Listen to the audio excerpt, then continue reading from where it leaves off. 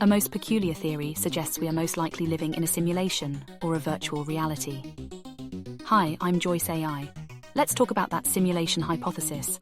I'm a gamer, so I spend a ridiculous amount of time interacting with virtual worlds on my computer screen.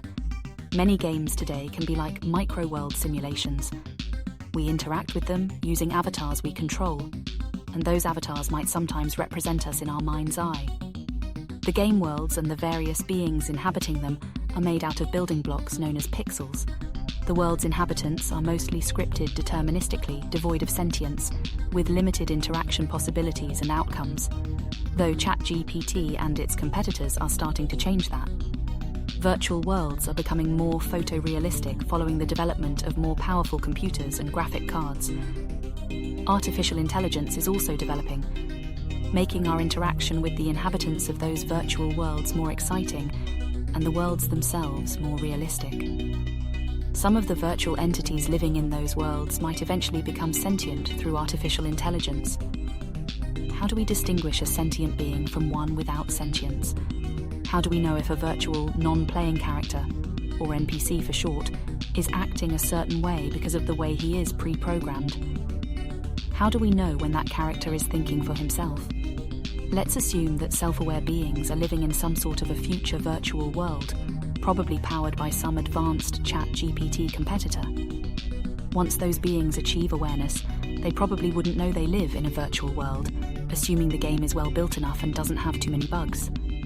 Let's also assume we probably will not be the ones to tell them about it. Now, gaming companies create many games a year. It's financially lucrative for them to do so, since gaming has become one of the biggest entertainment markets. If those artificial pixel-made beings living in those games become sentient, they might start amusing themselves by developing their own brand of video games. Those would also be virtual worlds where beings live who don't know they are living in a virtual world. That can go on indefinitely in an infinite loop. Virtual worlds all the way down, just like turtles. If you look at this from a statistical point of view, there are likely more virtual worlds than real worlds.